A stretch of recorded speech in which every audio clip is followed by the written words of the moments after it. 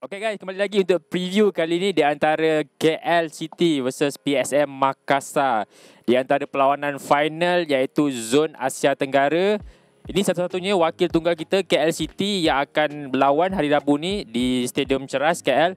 Okay, macam aku cakap, kita nak bercerita bukan pasal taktikal ke formasi ke, kita lebih kepada nak tahu kelemahan pasukan PSM, kekuatan pasukan PSM, kelemahan pasukan KL dan kekuatan pasukan KL dan juga prestasi semasa kedua-duanya di dalam liga masing-masing. Kalau nak cerita pasal PSM ni, diorang memang tengah dalam momentum yang sangat terbaik guys.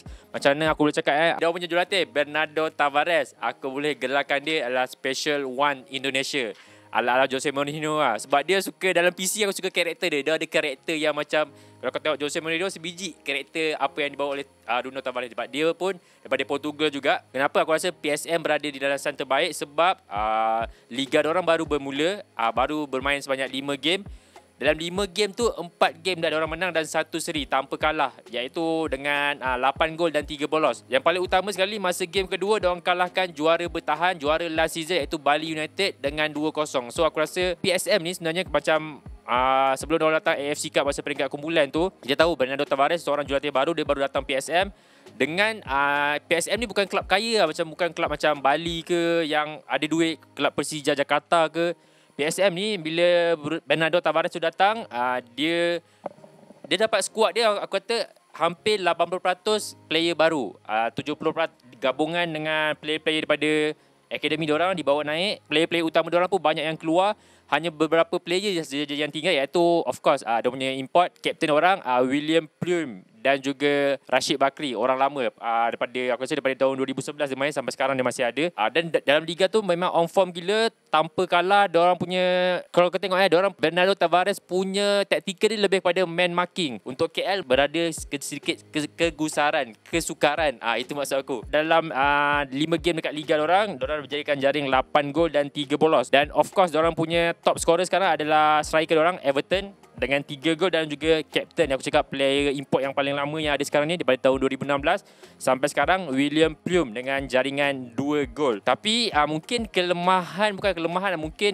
kekurangan PSM bila nak lawan KL ni, diorang kehilangan 2 defender diorang. Diorang kena red card masa tu, masa lawan semi-final menentang lawan Kedah. Dia punya 2 defender utama diorang kena kad merah, iaitu Agun Manan dan juga Yuran Fernandez. Dalam liga all the way 5 game, Yuran Fernandez dengan Agun Manan ni main. So bila lawan final lawan KL ni, 2 tonggak utama diorang tak ada, akan menjadi kesukaran buat Bernardo Tavares. Dan satu lagi kelebihan diorang ada pada goalkeeper diorang, iaitu goalkeeper muda yang baru berusia 22 tahun. Kalau kau baca dekat page Indonesia, fan Indonesia kata dia ni prospek goalkeeper utama untuk skuad Indonesia, iaitu Reza Arya Pratama. So sebanyak 5 game, dalam sebanyak 5 game ni bolos 3 baik. Dan masa lawan Kedah tu berapa banyak save dia buat.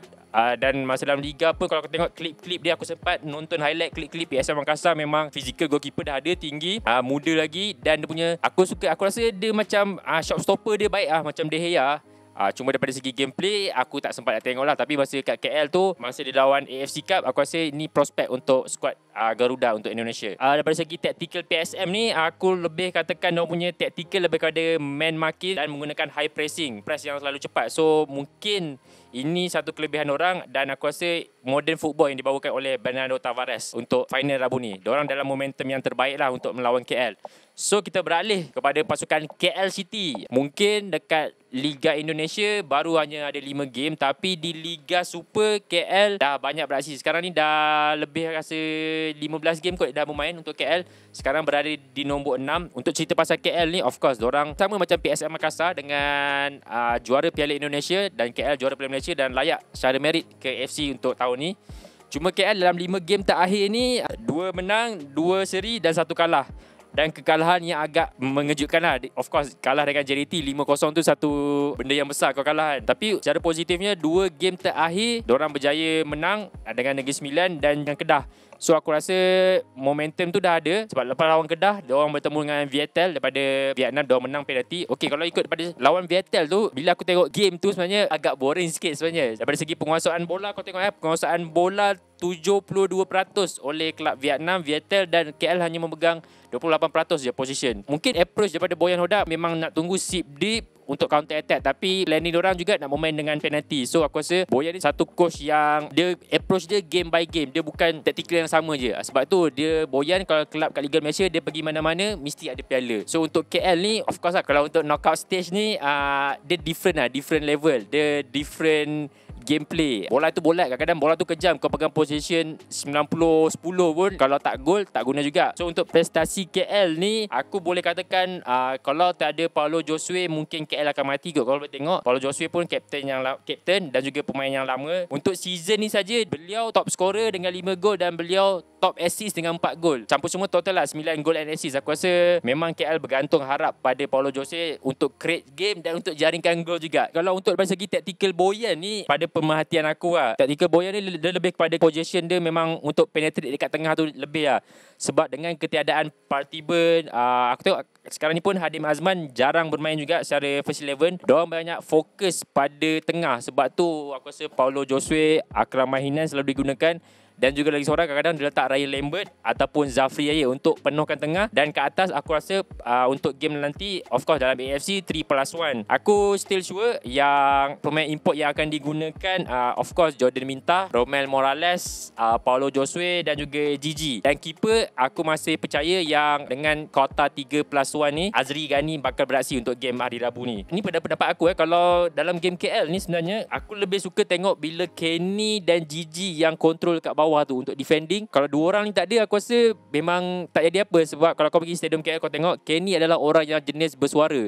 Dalam tak kisah kau player star ke, kau player tak star ke, dia akan bersuara untuk setiap orang dalam team dia. So aku suka karakter yang macam tu. Untuk Gigi, bila Kenny tak ada, Kenny aku dengar tak dapat beraksi untuk game final ni akibat kecederaan masa tu, masa semi final. Dia pun keluar minit 35 tak silap aku time tu. So harapan tu diletakkan pada Gigi. So KL ni memang aku rasa untuk defending memang bergantung harap pada Gigi lah. Serius, aku still rasa yang Boyan akan menggunakan back 3 dan akan memain shot, akan penuhkan tengah dan depan diketuai oleh Jordan Minta dan Romel Morales. Untuk aku, of course kalau kau sebagai rakyat Malaysia, kita KL membawa nama Malaysia, kita nak KL pergi lebih jauh. Cuma kelebihan KL ni sebab bermain dekat home, orang kata alah fans KL bukan ada pun. Guys, ini satu-satunya wakil Malaysia di pentas Asia. So korang boleh datang stadium ramai-ramai hari Rabu ni. Tiket pun murah je guys. Kalau kau beli hari game RM25. Kalau kau beli hari ni sebelum hari game secara online hanya RM20 sahaja. Untuk KL, ini peluang KL sebab aku dengar cerita India dah kena ban. So kalau KL menang game hari Rabu ni, diorang akan terus ke semi-final AFC Cup. Selangkah lagi nak ke final. Ni sama kes macam mana JDT kena dulu. Club Kuwait kot tak silap aku kena ban dan JDT layak ke final. JDT dia layak ke final ataupun semi-final juga sebab ada Club Kuwait dan tu kena ban juga. So senario berlaku sama macam KL, Club India kena ban. So kalau KL menang ni akan terus layak ke semi-final AFC Cup. Dan ini peluang KL aku rasa untuk mencipta sejarah untuk menjadi klub kedua dekat Malaysia yang menjuarai piala AFC Cup. Untuk KL, ini peluang anda. Sia-sia saya sebagai anak jati KL. Kalau boleh tengok IC 14. Untuk KL, untuk Boyan, aku still percaya Boyan ada main game dia, Fernando Tavares ada main game dia. So aku rasa game hari Rabu ni akan jadi game yang menarik. Bukan yang masa dalam peringkat kumpulan tu agak boring sikit sebenarnya, tapi untuk game ni aku rasa pasti akan menarik. So untuk korang semua ramai-ramai terus datang stadium hari Rabu ni, penuhkan stadium. Kita tolak sentimen kelab, sentimen negeri. Ini maksudnya KL membawa nama Malaysia, kita penuhkan stadium, kita terus sokong Malaysia di pentas AFC, di pentas Asia. So nanti lepas game aku akan buat review. Kalau berkesempatan aku akan buat review untuk kita bercerita pasal game tu pula. So ini peluang 50-50 aku rasa. Mungkin atas kertas nampak secara prestasi mungkin PSM lebih, tapi dalam bola sepak tu kejam baik. So kalau pegang position tak gol pun tak guna. Kita jumpa lagi untuk review akan datang. Bye bye. Assalamualaikum. Ciao guys.